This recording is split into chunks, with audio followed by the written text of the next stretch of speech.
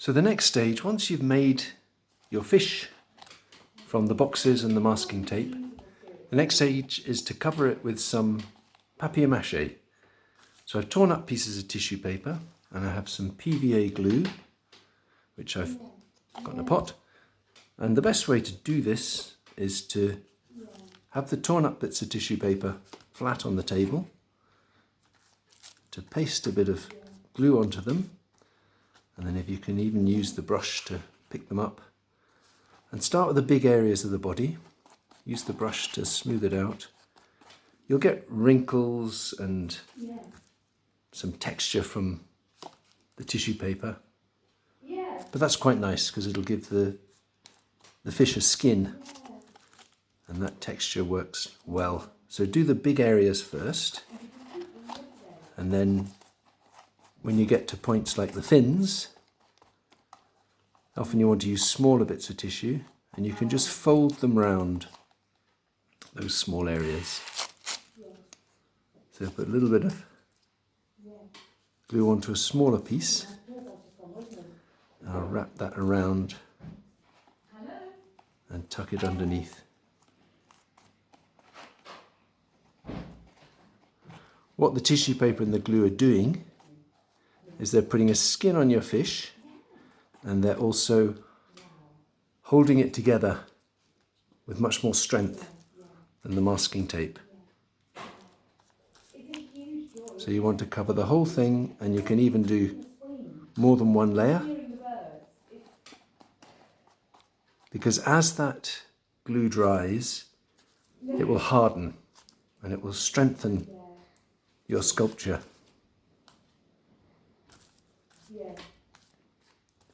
So that's the next stage, and it's particularly important to put the papier-mâché over any of the joins. I've got a hole there, so I need to cover that and to spread it out with the brush. Once you've done that, the next stage is to paint it. So that will take, depends where you put it, you can put it on a heater, a radiator, and it'll dry in about 10 minutes. When it's dry, it'll look a little bit like this, and you can paint it. So I've mixed up some acrylic paint,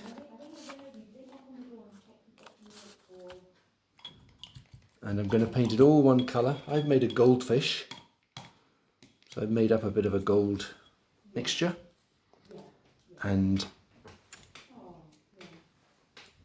I'm going to paint the whole fish one colour. Sometimes it's quite nice to have different patterns.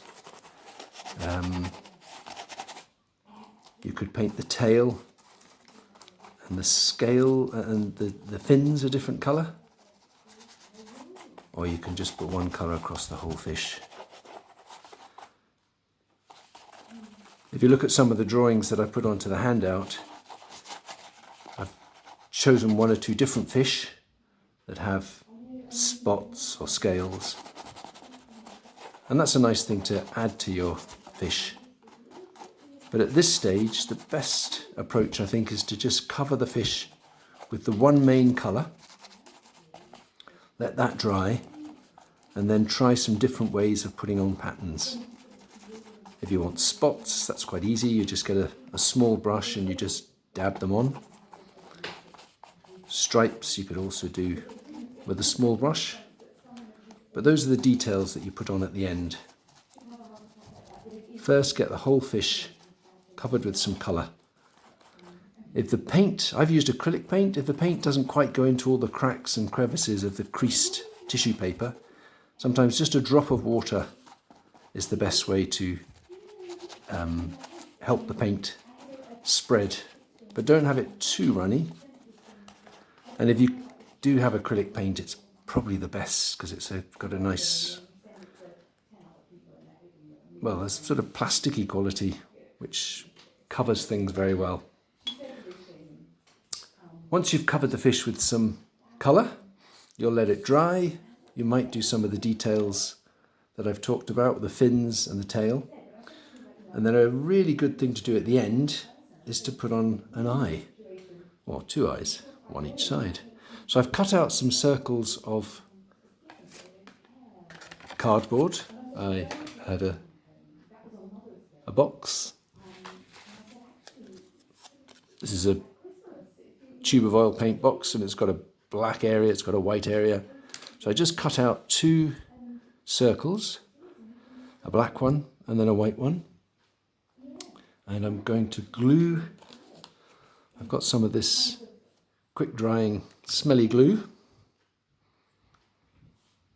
I'll put a little drop of that onto the black circle, and then a white one in the middle. More glue than I want. And I'm going to put a drop of glue on the base of this. Everything sticking to everything else, of course. And of course I would have waited until the paint had dried before I did this, but I think I should just get it on now. So you can see how an eye often brings your animal sculpture to life. There we go. So more things to do would be let this dry. Maybe I'd use a slightly darker mixture of the yellows and maybe some brown, and get some patterns onto the fins.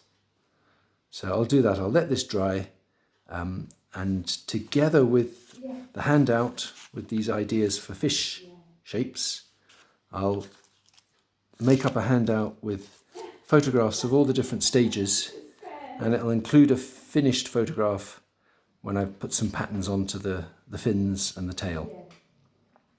And there it is. That is your cardboard box, masking tape and papier-mâché fish.